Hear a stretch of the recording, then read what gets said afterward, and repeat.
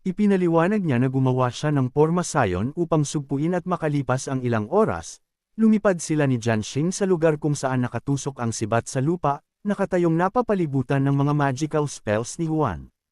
Ibinalita ni Juan na halos handa na ang lahat at sinabing nagalit ang Demon Clan kaya naghahanda sila ng mga sundalong tulad nito.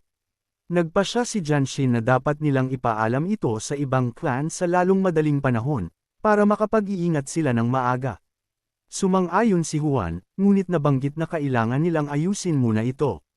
Biglang nagsimulang maglabas ng mas maraming magical energy ang sibat, sinira ang porma sayon ni Juan, at sila ni Jianxin, nang mapansin ito, ay nagtatakang nagtanong kung ano ang nangyayari. Ang sibat ay nangangahulugan ng higit at higit na magical energy. At nagmura si Jianxin at nagpahayag na may nangyaring mali.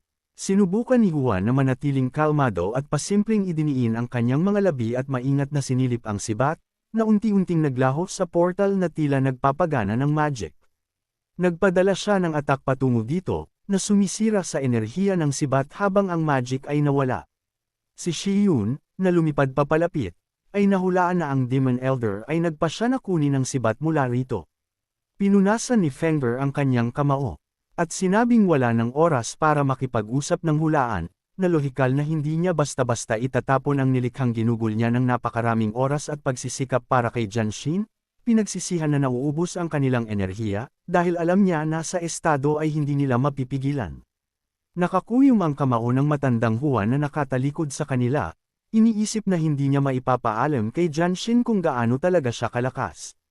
Ang porma sayon kung saan muli niyang inilagay sa sibat, ay dapat na sapat na malakas upang pigilan ang enerhiya ng sibat. At sa pag-iisip tungkol dito, napabuntong hininga si Juan, na pinagkrus ang kanyang mga braso sa kanyang dibdib. Sa oras na ito, nakaupo si Jung sa isang kuweba na napapalibutan ng mga nakasinding kandila at magical energy, itinaas ang kanyang ulo, ngumiti siya, bahagyang idinilat ang kanyang mga mata at muling nililika ang hitsura ni Juan sa kanyang isipan, nanumpal na sa susunod na magkita sila, mapupunit niya ang kanyang mga mata, katawan sa 1,000 piraso. Biglang lumitaw ang mga patak ng bloody substance sa kuweba, at napansin ito, si Yon ay tumingin sa malayo, sumisigaw sa pagkagulat, napansin na ang substansya ay nagsimulang mabuo sa isang figura, yumuko siya, binati ang kanyang guro, at ang nilalang, ng masuri, sa kanya, ipinapalagay na siya ay tapos na paglilinang ng sariling katawan. Si Yon, na nakapikit, ay nagsabi na hindi ganoon, ipinapaliwanag na hindi niya magagawa ito nang walang tulong ng kanyang guro. Biglang inihayag ng nilalang na patay na si Shan, at pumikit si Yon at itinaas ang kanyang ulo, nagtatanong kung ano ang ibig sabihin nito. Sinabi ng nilalang na bago siya mamatay, matagumpay na nakumpleto ni Shan ang pagbuo at lumikha ng isang demon embryo, ngunit nang subukan nitong kunin ang embryome na ito, pinigilan ito ng isa pang puwersa, nang marinig ni Yun ang impormasyong ito, nagtanong sa kanyang sarili kung sino ang nang-ahas na makialam, kasama ang guro, na mas malakas kaysa sinuman sa mundong ito. Ang nilalang, sa oras na ito, ay inihayag na ang fetus ay nasa Qindian Prefecture sa Shangsan Mountain Range. At tinuro ng daliri si Yun, inutusan siya nitong magmadali at ibalik ang embryo na ito. Binigyan din siya nito ng 3 kayamanan na tutulong sa kanya at ipinaalala sa kanya na nawala ang blood sphere noong nakaraan. Nagbabala ito na kung siya ay mabaigo muli, kailangan niyang sagutin ang nararapat sa kanya.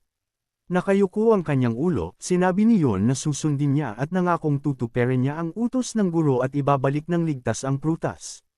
Makalipas ang ilang oras, nagpaalam sina Shan at Fengber sa mga Huanan na magkikita silang muli at nagsimulang lumipad palayo. Bago sila lumayo, si Jianxin, na nakatingin sa kanila na may ngiti, hiniling sa kanila na ilipat ang kanilang mga sarili Huan, bagaman hindi siya nagsasalita ng anuman, ngumiti. Mabilis na umuwi sina Fengber at Shan, binanggit na walang sinuman ang maaaring umasa ng gayong paglipat mula sa Demon Clan. Seryosong idinagdag ni Fengber na ito ay lalong kinakailangan upang isaalang-alang na ang mga bagay na ito ay higit pa sa kanilang mga kakayahan. Nagulat si Shan, tumingin sa kanya at bahagyang nag-alala, ibinaba ang tingin, ipinagtapat na mas nag-aalala siya sa sitwasyon nila ni Juan. Naisip niya ang sandaling lumapit siya kay Jianxin at tinulungan itong palakasin ang kanyang kalasag. Ngunit si Shan, hindi naiintindihan ang nais niyang sabihin at nagtanong, ano ang mali kay Juan? Tanong ni Fengger, hindi ba niya naiintindihan na si Juan ang may kontrol sa lahat? Ipinagpatuloy niya sa kanyang isipan ang imahe niya, at nabanggit na mula sa sandaling ibinigay niya sa kanila ang mga pills na nagdulot sa kanila ng immune sa lason, si Juan na ang may kontrol sa lahat. Naalala niya ang sandali ng nilamon nila, ang pills, at naalala din ang nangyari sa blood formation noong labanan, at naalala ang blood puppets na nawasak noong malapit na silang tanggapin ang pagkatalo. Dumating si Juan at kinuha ang kontrol ng sitwasyon, at inamin ni Fengger na natatakot siya na kung hindi dahil kay Juan ay sakop na ng blood formation ang lahat. Ipinatong ni Xian ang kanyang kamay sa kanyang baba habang nag-iisip, at inamin na pagkatapos niyang marinig ang sinabi nito, akala niya ay tama siya, ngunit idinagdag niya na mayroon pa, at tinanong kung naaalala niya ang pill na kanilang ininom. Ipinaliwanag niya na sinuri niya ang kanyang katawan gamit ang kanyang inner vision technique, at sinabi na para siyang binalot mula sa loob ng isang protective sword technique. Naalala niya ang naramdaman niya sa sandaling iyon at inamin niya na natatakot siya na ang nilunok nila ay hindi panlunas, kundi isang pill na puno ng sinag ng sword energy. Naisip niya ang isang ulap ng magical energy, at napabulalas na ito lamang ang dahilan kung bakit hindi na sila maaapektuhan ng mga lason, dahil ang sword energy na nakapaloob sa pill na iyon ay nagkalat ng lahat ng lason na pumasok. Nanlamig si Shan, bumuka ang kanyang bibig sa pagtataka at nagtanong, paano ito naging posible? Ngumiti si Fengger at sinabi na kung sapat ang sword skill ng isang tao, kung gayon sa teoryang ito ay posible. At pinaikit ni Shan ang kanyang mga mata, hinawakan ang kanyang buhok gamit ang kanyang kamay habang iniisip si Juan at tinanong kung bakit pilit niyang tinatago ito, kung siya ay napakamakapangyarihan. Inamin ni Fengger na pakiramdam niya ay si Juan ay parang isang sikretong armas para sa kanyang clan. At nang marinig ito, tinanong niya kung dapat nilang sabihin sa pinuno ng clan ang tungkol dito. Nagkatinginan silang dalawa at nag-isip sandali, ngunit sa huli, napangiti si Fengger at ipinahayag na kung ayaw ni Juan na ihayag ang kanyang mga kakayahan, dapat din silang tumahimik, dahil nailigtas niya sila, at dapat nilang igalang ang kanyang mga kakayahan, pagpili. Idinagdag niya na ang Sword Clan ay may ganoong talento, at inamin niya na ang clan meeting sa susunod na buwan ay talagang magiging masaya. Isang ibon ang lumipad sa paligid nila sa himpapawid, ngunit hindi nila ito pinansin, at kasabay nito, ngunit sa ibang lugar, tiningnan ni Jianxin ang artifact. Napahawak siya sa palad niya at tuwang-tuwa na sumisigaw, nagmumungkahi na oras na para bumalik sila. Pagtingin kay Juan, ipinaalala niya sa kanya na sinabihan sila ng pinuno na ipagpaliban ang kanilang pagbabalik. At nag-cross arms si Juan at tumingin sa malayo, sinabing naiintindihan niya ang mga ibong katulad ng mga lumilipad sa tabi ni Xian at si Foma ay lumipad sa tabi niya. At biglang ngumiti si Juan at sinabing napakatalino nila. Si Jianxin, nang marinig ito, ay nagtanong muli na nalilito. Ngunit ipinikit niya ang kanyang mga mata at ipinahayag na ito ay hindi mahalaga at iminungkahi lamang na sila ay umalis ng basta-basta, iwinagayway ang kanyang palad, napagpasyahan niya na kailangan niyang ikalat ang sword energy at sirain ang magic na nakast kanina. Kasama si Jianxin, nagmamadali siyang umuwi, iniisip na kung mapansin ng pinuno ng Ponema at ni Shan ang enerhiya na ito ay magiging mahirap. Bigla siyang naaga ni Jianxin sa kanyang pag-iisip sa pamamagitan ng pagsasabi ng kanyang pangalan at tumingin si Juan sa kanya, nagpapahiwatig na handa siyang makinig. Huminto siya, tumingin sa kanya ng seryoso at hiniling na sagutin siya ng matapat. Pagkatapos ay tinanong kung totoo ba na wala siyang natatagong kapangyarihan. Si Juan, imbes na sumagot ng diretso, ay nagtanong kung bakit siya magsisinungaling. Bulalas niya na baguhan pa lang siya sa ika-6 na antas ng Purple Palace, kaya malayo pa rin siya sa isang henyo tulad ni Jianxin. Ibinaba niya ang kanyang ulo. Nag-isip sandali, at pagkatapos ay nag-activate ng magic, nagdidirekta ng isang pag-atake kay Juan, na nakatayo doon sa pagkamangha. Itinutok niya ang talim ng kanyang espada sa kanya, at hindi naiintindihan kung ano ang gusto nito mula sa kanya, sinigaw ni Juan ang kanyang pangalan sa kalituhan.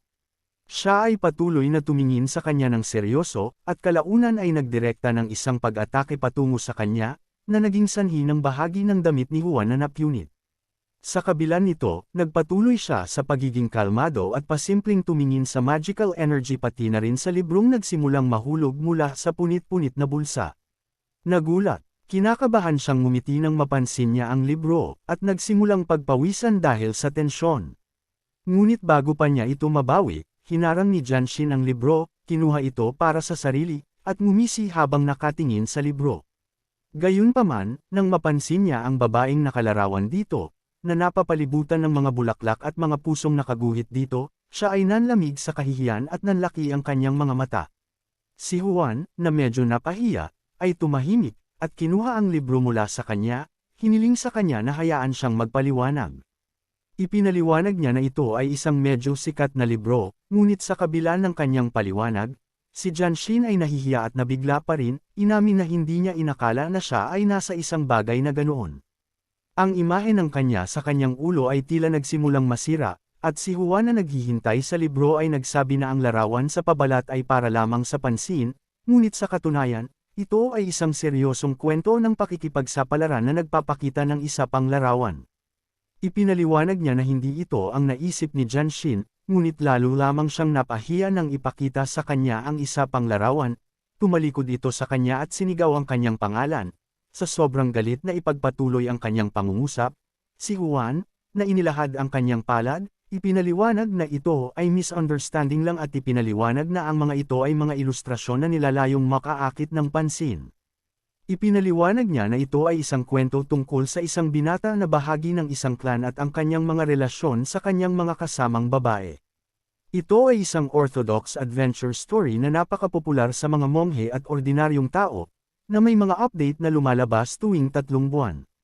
Ipinakilala niya ang pangunahing tauhan ng kwento, na nakangiting nakahawak sa kanyang sandata sa kanyang mga palad. At masigasig na ngumiti si Juan at ipinagpatuloy ang kanyang kwento, ipinahayag na para sa limitadong edisyon na ito, kailangan niyang maghintay sa pila buong gabi dahil ito ay napakahirap bumili.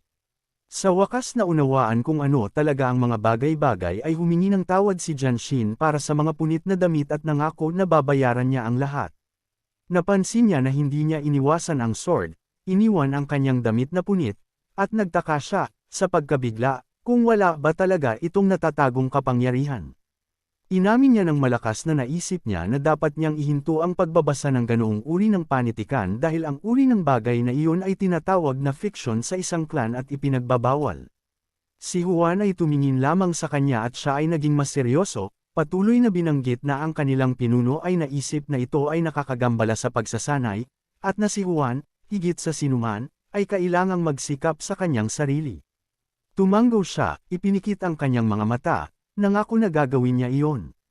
At sa huli, tumalikod si Janshin at nagpasya na oras na para magpatuloy. Sumang-ayon si Juan, nangako na siya ay papunta na, at nakahinga ng maluwag, naisip niya na ang lahat ng pagdududa ni Janshin tungkol sa kanya ay dapat na ngayon ay sumangga. Gayunpaman, bago pa siya makapagpatuloy sa kanyang paglakad, isa na namang atak ang nakatutok sa kanya, at nagulat siya at natakot nang makitang ang atak na ito ay nakatutok sa kanyang libro. Hawak ito malapit sa kanyang sarili, pinrotektahan niya ito, pagkatapos ay iwinagayway ang kanyang kamay, nag-activate, kanyang sariling salamangka, at tinanggihan ang pag-atake, ipinadala ito patungo sa kabundukan sa di kalayuan, ang salamangka na ito ay napakalakas na ang bahagi ng bundok ay nawasak, at si Juan ay natigilan habang pinapanood ang malalaking ulap ng alikabok na umaakit sa atensyon ni Janshin. Tinanong niya kung maaari ba siyang magpanggap na hindi niya ito nakita. Natigilan siya sa pagkabigla, inamin na sa kabila ng kanyang level, hindi siya basta-basta pumikit dito. Si Juan, ibinalik ang libro sa kanyang punit-punit na bulsa. Naisip na binaygo siya ni Janshin, at may katamtamang ngiti, hinawakan niya ang kanyang buhok gamit ang kanyang kamay. Pag-amin na may hindi niya sinabi sa kanya, si Janshin ay biglang lumapit sa kanya si Ron, inutusan siyang sagutin siya, at tinanong kung ang kanyang mga kasanayan ay mas dakila kaysa sa kanya. Si Juan, bagaman medyo nag-aalangan, ay nagsabi na ang kanyang mga kasanayan ay mas dakila lamang ng kaunti kaysa kay Janshin, at yumuko siya at sumang-ayon, nangako na kung ganoon, itatago niya ang kanyang sikreto.